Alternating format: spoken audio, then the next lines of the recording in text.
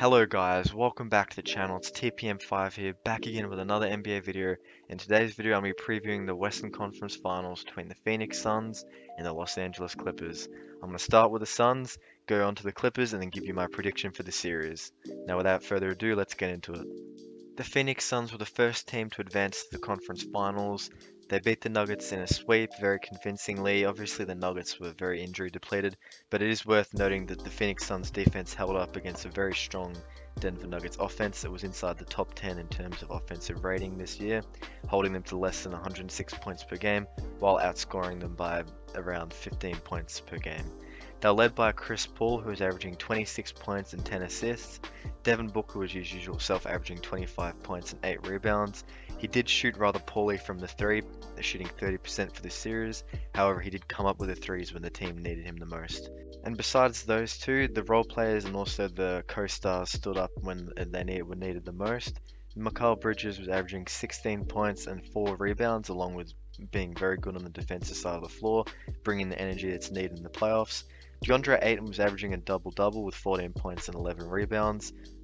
Didn't get too many blocks in this series due to Jokic kind of playing away from the basket. And then Jay Crowder was averaging 12 points and 6 rebounds, shooting 54% from 3. When the Phoenix Suns play the Clippers, they'll be without Chris Paul, as you guys know. He's been placed on health and safety protocols, so he'll be out indefinitely. Kawhi Leonard is also likely to be out, so it does even out the series somewhat. So it's not the end of the world for Phoenix because, it could be worse if they didn't have Chris Paul and Kawhi was playing. Now, just a quick break, guys. I make NBA content 2 to 3 times a week on this channel, so I'd heavily appreciate it if you subscribe.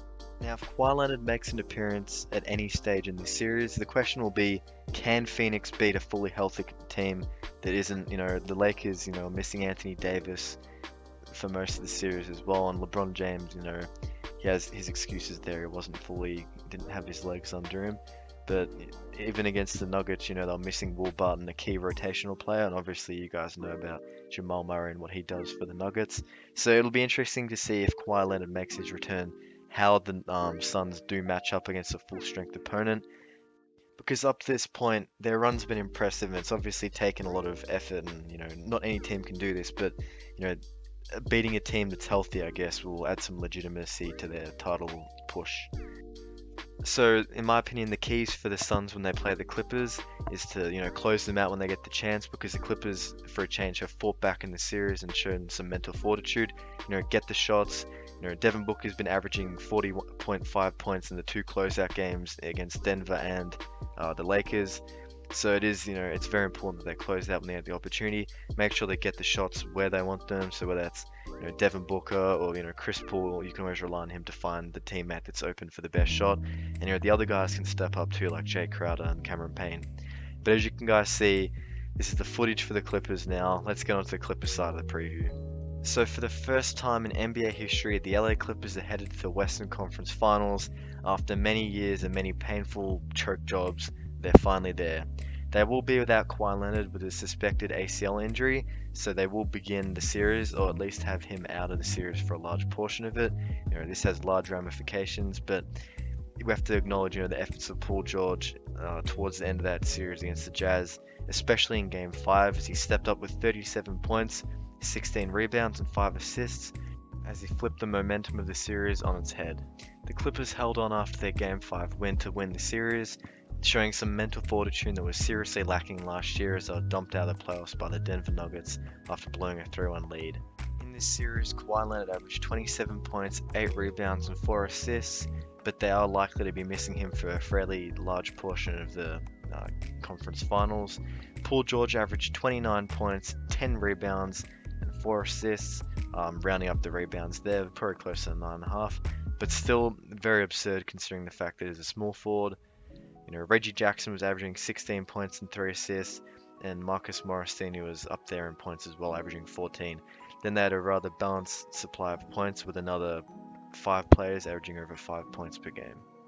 So ultimately what worked against the Jazz was the Clippers going small ball, and towards the end of the series they were playing Nicholas Batum in large minutes at the center spot, and he was actually surprisingly one of their, in terms of box plus minus, one of their better players at a ranking of 9.2.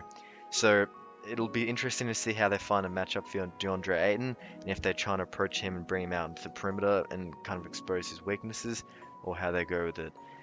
It's always, important for the Clippers to also have the ball in the correct player's hands. So whether it's a Paul George isolation, limiting the amount of touches that some of the bigs get, and just making sure that guys like Zubats and Markieff Morris, cutting to the basket and getting into space as well.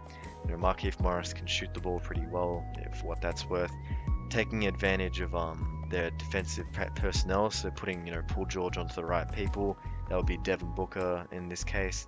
It's going to be interesting because they usually do start the series quite slowly. Now that's it for the Clippers. Let's move on to my prediction. I think the Clippers will start this series slow. It's kind of a trend that they've got going on.